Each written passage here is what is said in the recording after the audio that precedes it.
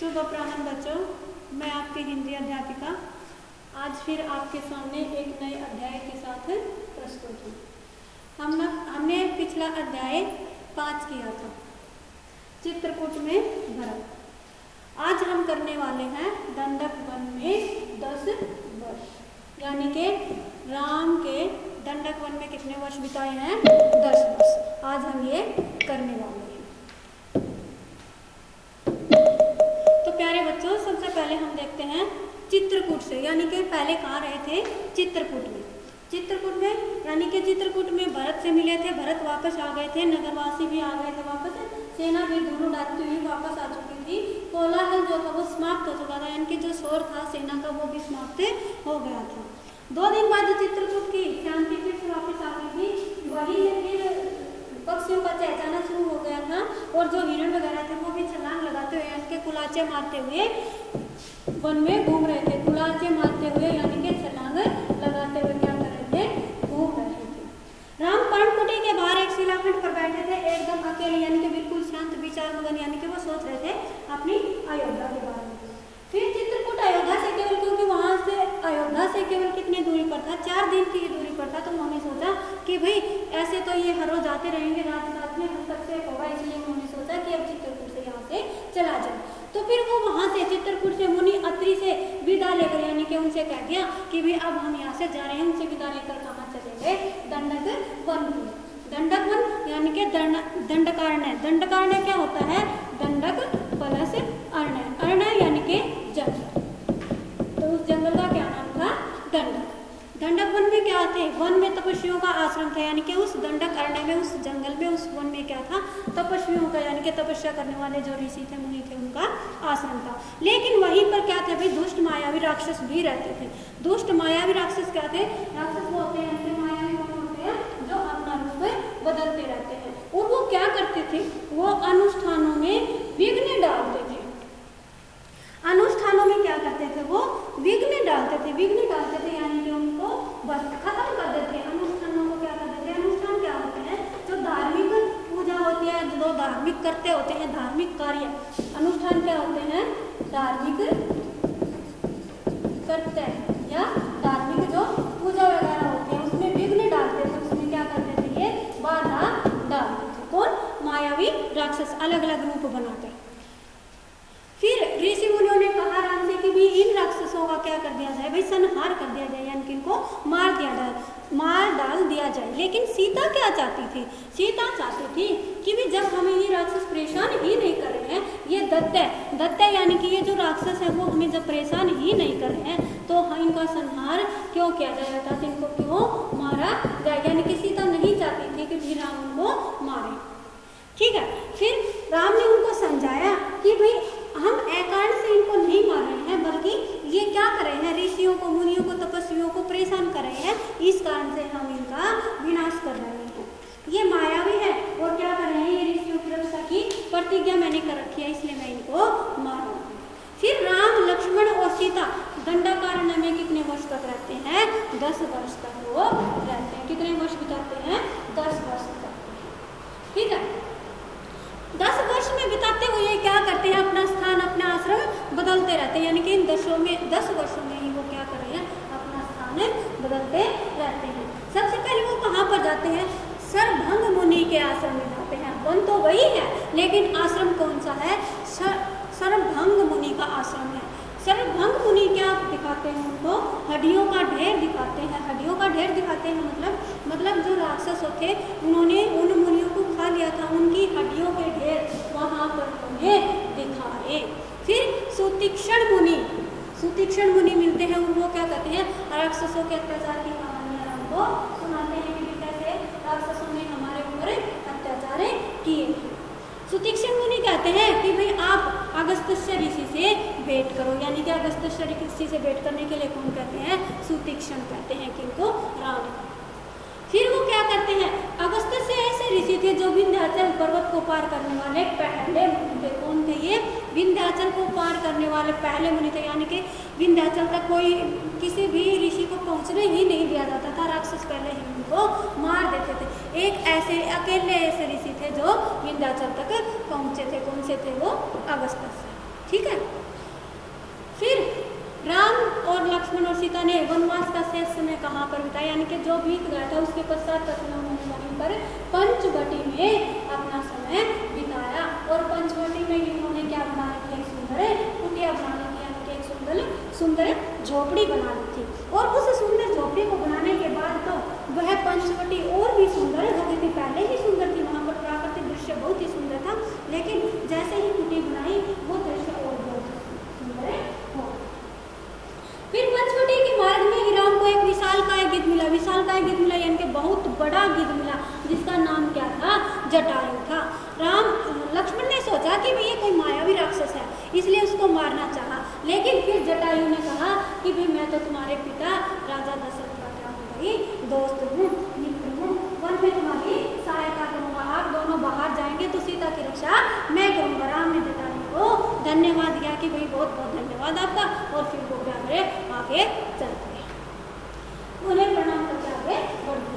पंचवटी में लक्ष्मण ने बहुत सुंदर कुटिया बनाई, यानी कि बहुत ही सुंदर क्या करते एक कुटिया बना ली, झोपड़ी बना ली, मिट्टी की दीवारें खड़ी की, बांस के खंभे लगाए, कुछ और पत्तों से छप्पर बना लिए, यानी कि ये जो मनोरम लगने लगी है कुटिया कैसी बनी, मनोरम यानी कि बहुत ही अधिक सुंदर बना। उसके पश्चात क्या हुआ, इस बीच राम राक्षसों का निरंतर संहार करते हैं, यानी कि राम क्या करते रहे इस बीच में, जब ये सुंदर कुटिया बनाते रहे और राम क्या करते रहे, राक्षसों को मारते रहे। लेकिन एक दिन सीता को पकड़ने के लिए एक राक्षस आया, जिसका क्या नाम था, विराट। क्या नाम था उसका, विराट। क्या विराट नाम का राक्षस आया, उसने क्या किया, सीता को पकड़ने के लिए आया, वन से राक्षसों का अस्तित्व फिर क्या कर दिया, विराट को मार दिया, किसने, राम ने और लक्ष्मण ने। और फिर ऐसे क्या कर दिया, सभी राक्षसों का अस्तित्व समाप्त कर दिया, यानी कि उनकी जो मौजूदगी थी, अस्तित्व जो मौजूदगी थी उनकी, वो क्या कर दी, समाप्त कर दिया, यानी कि वहां से उनको नामो निशान मिटा दिया। तपस्वी शांति से अब तप करने लगे थे। एक दिन राम सीता और लक्ष्मण अपनी कुटिया के बाहर बैठे थे, लता कुंजों को निहारते, यानी कि लता बेल वगैरह उनको देखते हुए उनके सौंदर्य पर मुग्ध हो रहे थे, यानी कि उनकी सुंदरता को देखकर बहुत ही उनके ऊपर प्रभावित हो रहे थे।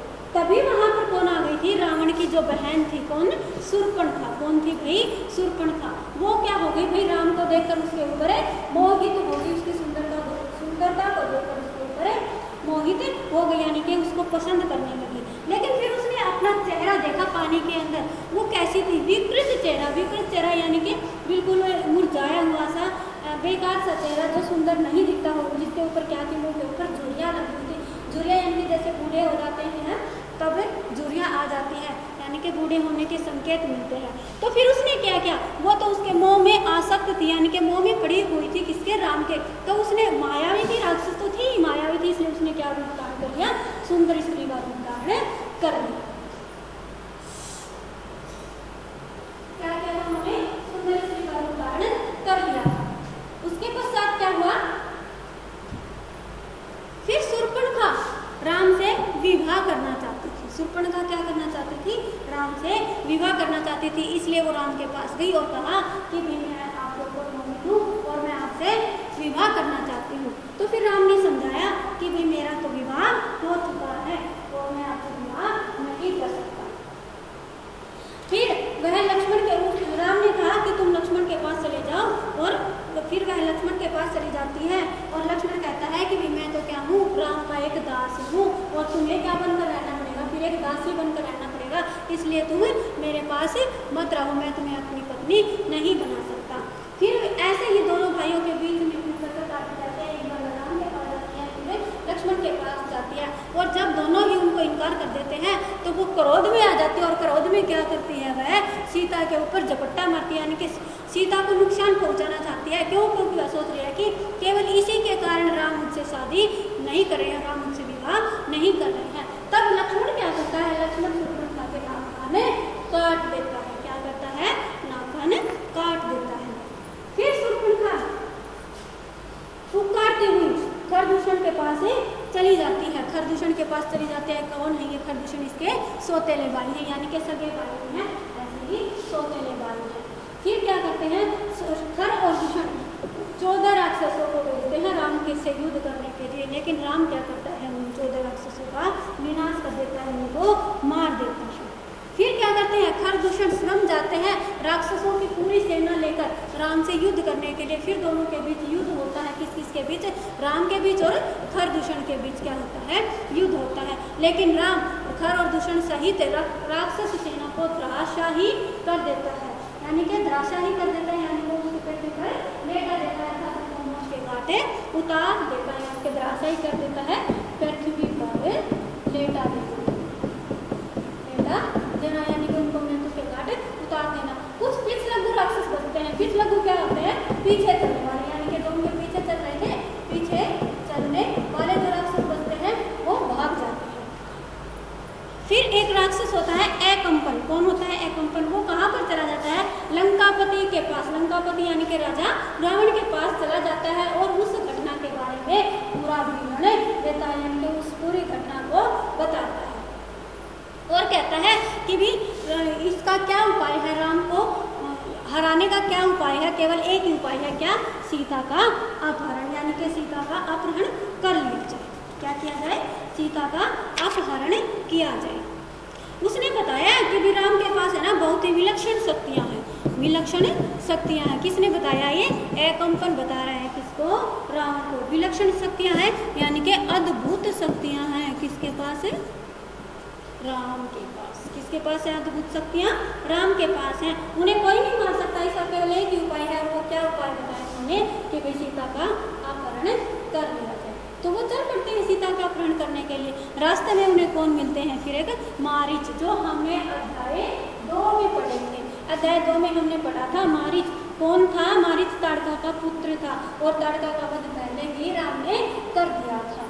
तो मारीच उनको बताता है कि भाई राम कितने बलवान है, कितनी उनके पास विलक्षण शक्तियाँ हैं, राम को कोई भी नहीं हरा सकता, उनका विनाश कोई नहीं कर सकता है। तुम क्यों अपने विनाश को आमंत्रण दे रहे हो, न्योता दे रहे हो, ये सब किसको बताते हैं, रावण को कहते हैं। और सीता हरण के लिए क्या करता है, मना करता है कि भाई सीता का हरण मत करो।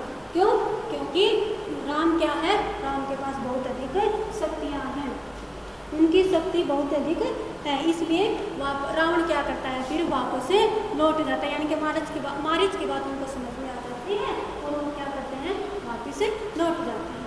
फिर शूर्पणखा वापस से आती है और विलाप करती हुई कहती है, विलाप करती हुई यानी कि रोती हुई कहती है कि तुम कैसे भाई हो, तुम कैसे राजा हो। एक राजा का कर्तव्य होता है अपनी प्रजा को की मदद करना, लेकिन मैं तो आपकी बहन हो, और आप एक इतने महान राजा होते हुए भी उनसे नहीं लड़ पा रहे हो। मैं तो आपके लिए क्या चाहती थी, सीता को चाहती थी जो बहुत अधिक सुंदर है, यानी कि वो उनको और अधिक उत्साहित करती है। फिर रावण फिर से चले जाते हैं, कहाँ पर, मारीच के पास जाते हैं और क्या कहते हैं, उनसे मदद मांगते हैं कि भाई मुझे सीता हरण करना है और राम को क्या करना है, हराना है। लेकिन मारीच फिर बताता है कि यदि आप उनके पास जाओगे तो वो मार देगा। अब मारीच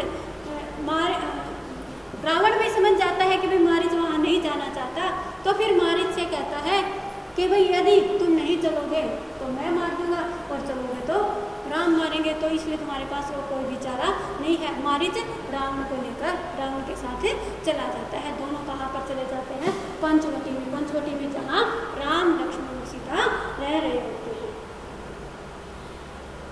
चले जाने के बाद उन्होंने मारीच क्या कर लेता है, मारीच सोने के हिरण का रूप धारण कर लेता है। किसका रूप धारण करता है, सोने के हिरण का रूप धारण कर लेता है और जो उनकी कुटिया थी उसके आसपास घूमने लग जाता है, यानी कि उसके चारों तरफ घूमने लग जाता है। रावण एक पेड़ के पीछे छिप जाता है और कैसा वेश धारण कर लेता है, तपस्वी का वेश धारण कर लेता है। रावण क्या करता है, तपस्वी का वेश बना लेता है।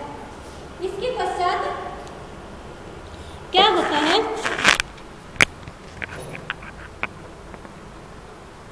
तपस्वी का वेश धारण करके और फिर जब सीता सोने के हिरण को देखती है तो उसके ऊपर क्या हो जाती है, वह मुग्ध हो जाती है, यानी कि उसकी ओर आकर्षित हो जाती है। और वो कहती है राम से कि मुझे तो यह हिरण चाहिए। फिर राम सोचता है कि पहली बार सीता ने मुझसे कोई इच्छा पूरी की है तो मैं इसकी इच्छा अवश्य पूरी करूंगा। फिर कुटी से निकलते समय राम से कहते हैं, राम सीता की इच्छा पूरी करने के लिए निकल जाते हैं। लक्ष्मण को फिर कहते हैं कि भी तुम्हें क्या करना है, सीता की रक्षा करनी है, ये आदत बन जाए।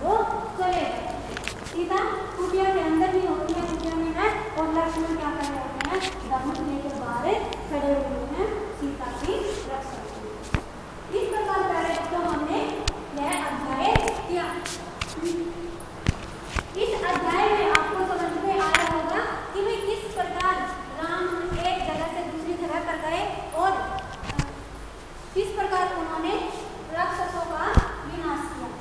तो प्यारे बच्चों, आप सभी को यह समझ में